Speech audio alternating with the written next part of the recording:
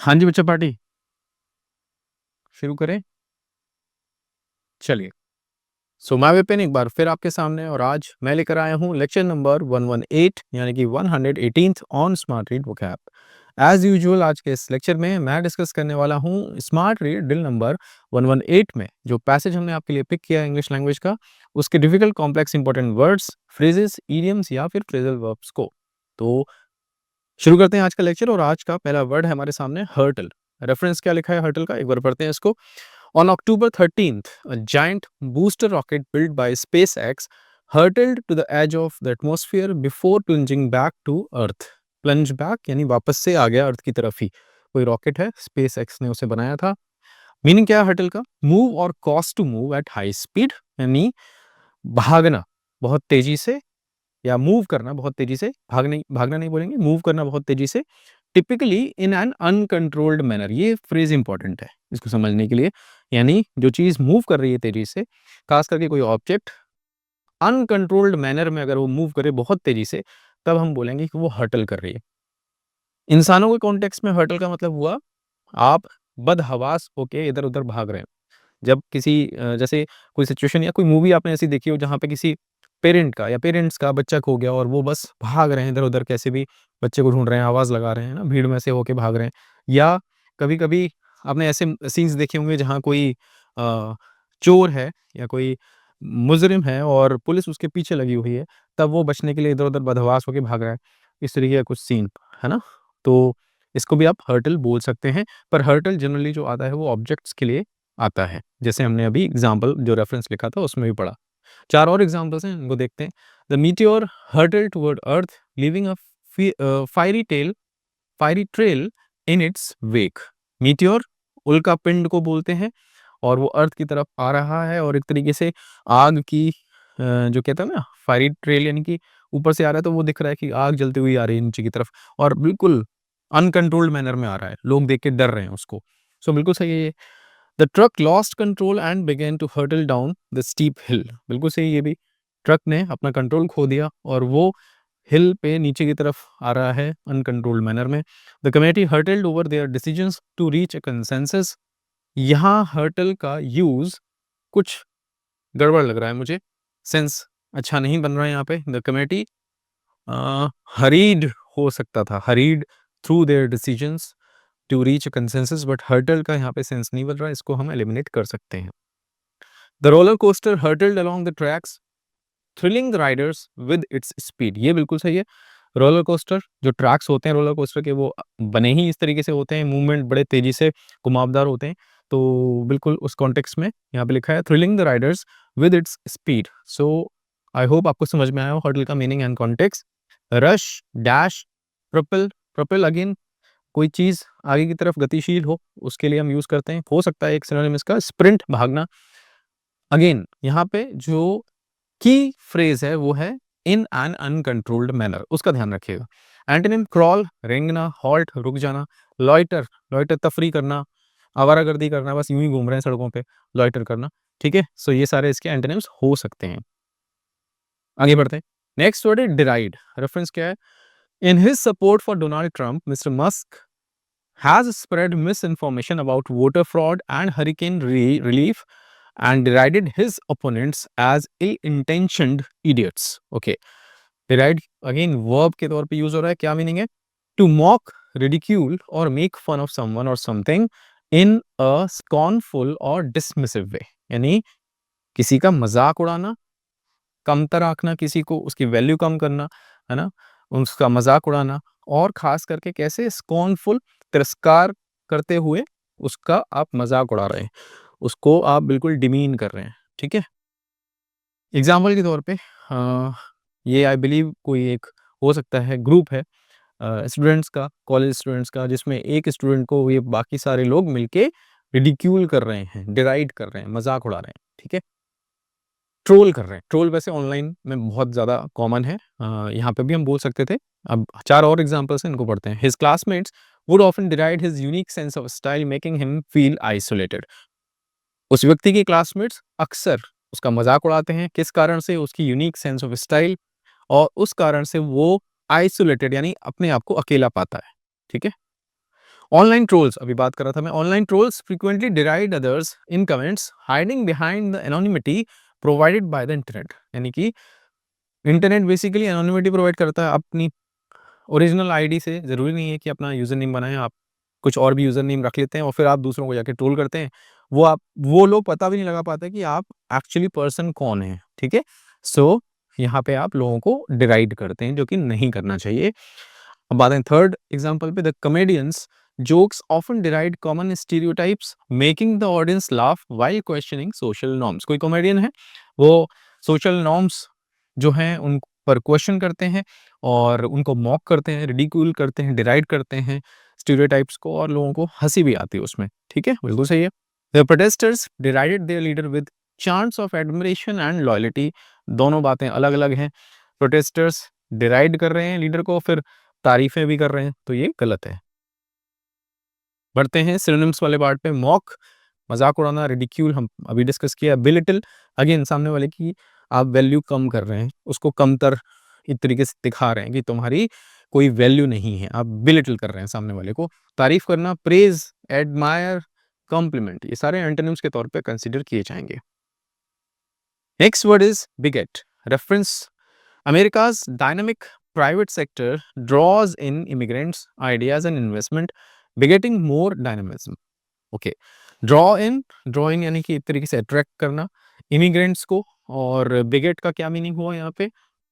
Cause और bring about, यानी कि एक तरीके से किसी चीज के होने का कारण बनना, है ना?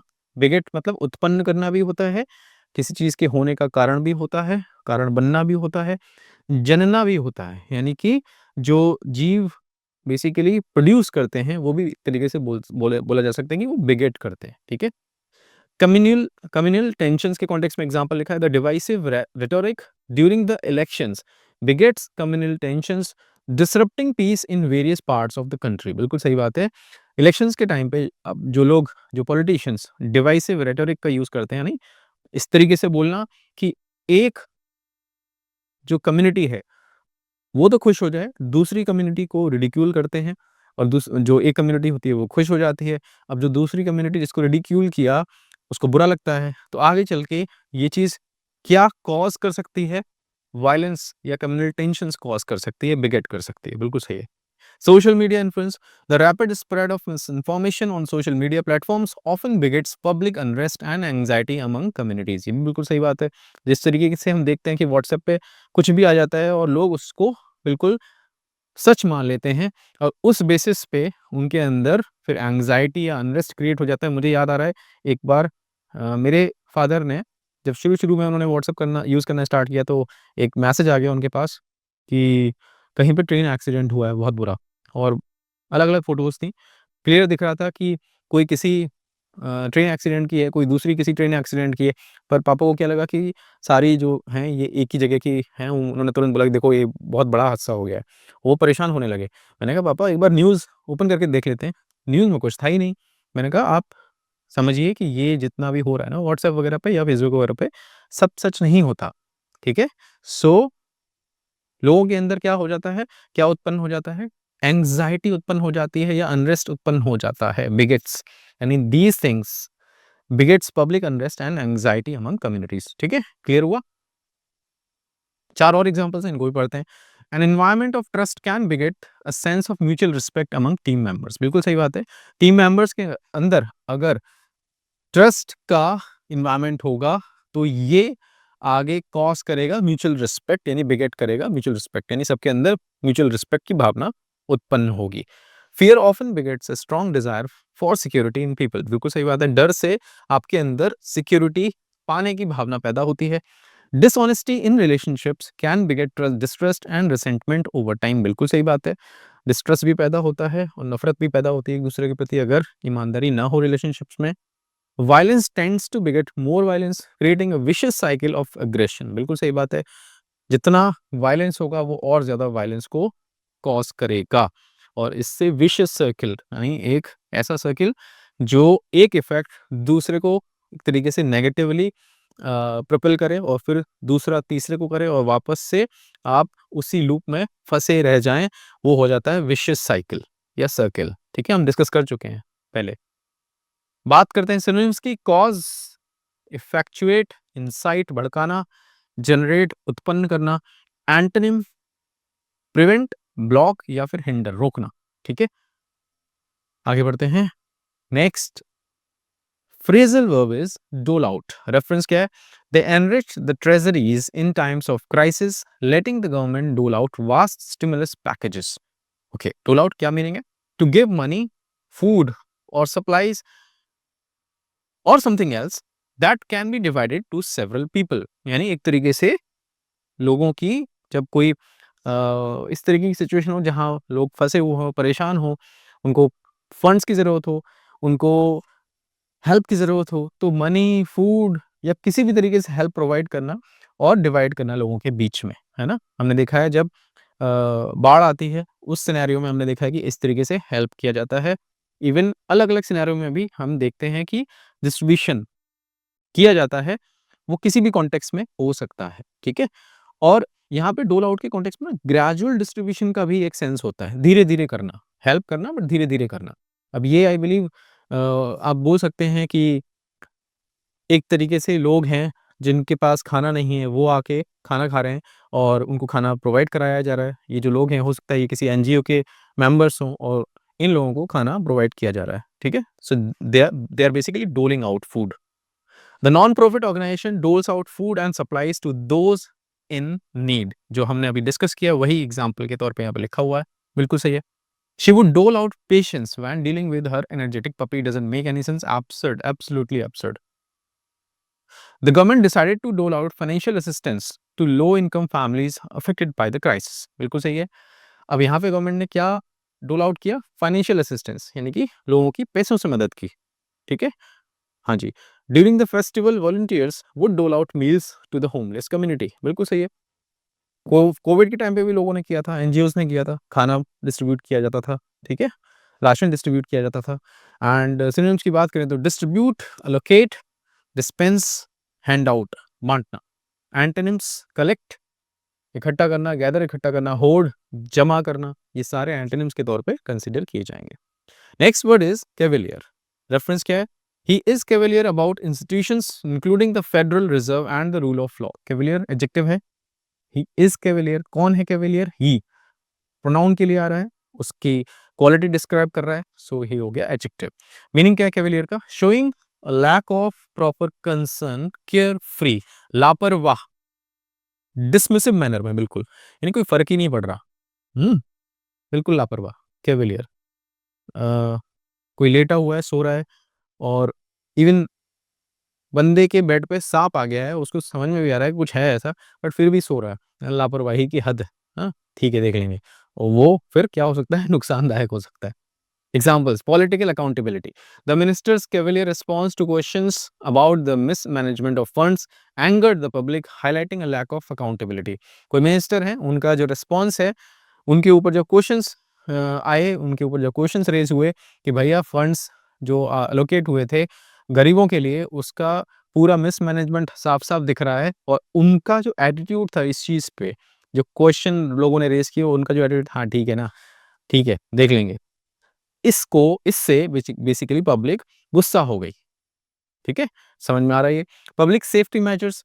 The authorities cavalier attitude towards enforcing traffic regulations has led to a significant increase in road accidents across major cities. जो अथॉरिटीज हैं उनका एटीट्यूड एनफोर्सिंग ट्रैफिक रेगुलेशंस, यानी ट्रैफिक की रेगुलेशंस को लेके कैसा था? कैवेलियर था, यानी कि लापरवाह, केयर फ्री। और इस कारण से बहुत सारे एक्सीडेंट्स इंक्रीज हुए बड़े-बड़े शहरों में, ये भी सही है। The doctors cavalier manner made patients question his attentiveness. अब डॉक्टर का जो तरीका है काम करने का, उनकी अटेंटिवनेस पे शक होने लगा, जो वहाँ पे पेशेंट्स थे उनको, ठीक है? लापरवाही देख के कि किसी भी पेशेंट को वो प्रॉपर्ली ट्रीट नहीं कर रहे थे, ना डायग्नोस कर रहे थे। The decision was made with a cavalier attitude disregarding potential consequences. ये भी बिल्कुल सही है। His cavalier behavior during the negotiation made it clear he was not fully invested in the outcome. ये भी बिल्कुल सही है। His cavalier attitude toward punctuality meant he was always on time. ये बिल्कुल opposite बातें हैं, so इसको हम eliminate कर सकते हैं। I hope आपको समझ में आया। Cavalier dismissive, कैजुअल, इंडिफरेंट, नहीं कोई फ़र्क नहीं पड़ रहा। एंटोनिम्स थॉटफुल, विचारशील, कंसिडरेट यानी कंसीडर कर रहे हैं सारे सारे एस्पेक्ट्स को, कॉशियस यानी कि उनके दिमाग के एंटीना खुले हुए हैं, ठीक है? दैट्स इट बच्चा पार्टी। अब आपको क्या करना है, यू नो वेरी वेल, हमेशा बोलता हूँ, हर एक वर्ड और जो फ्रेज़ल वर्ब हमने डिस्कस की, उसमें बनाना है आपको अपना खुद का एक सेंटेंस और सेंटेंसेस के इस कॉम्बिनेशन को एक सिंगल कमेंट के तौर पे ड्रॉप कर देना है इसी वीडियो लेक्चर के कमेंट सेक्शन में। अगर आप ऐसा करते हैं, तो सबसे ज़्यादा आप लर्न करते हैं। दूसरा काम, मैं अवेलेबल हूँ टेलीग्राम पे। जिन भी बच्चों ने स्मार्ट रीड कोर्स परचेज़ कर लिया है, पर अभी तक हमारे टेलीग्राम ग्रुप से नहीं जुड़े हैं, अपना पेमेंट का स्क्रीनशॉट मेरे साथ शेयर करें और मैं शेयर करूँगा हमारे ग्रुप का लिंक आपके साथ। ग्रुप जॉइन करें बिकॉज़ एक्चुअल डिस्कशन, मेंटरशिप सब वहीं पर हो रही है। तीसरा काम, पूरा लेक्चर आपने देखा, अब आपको जाना है स्मार्ट रीड कोर्स के डैशबोर्ड पे और अटेम्प्ट करनी है smart read drill number 118 and attempt करने के बाद आपको पिक करनी है आपकी आरसी स्पीड क्या रही इस पर्टिकुलर एक्सरसाइज में और आरसी लेवल क्या रहा। इन दोनों के स्क्रीनशॉट्स लेके हमेशा की तरह ड्रॉप कर देने हैं हमारे प्राइवेट टेलीग्राम ग्रुप में so that I can check, I can assess, I can gauge your performance and then I will be able to help you accordingly as always. मैं विपिन आपसे मिलता हूँ एक नए लेक्चर में कुछ नए वर्ड्स के साथ। Take care.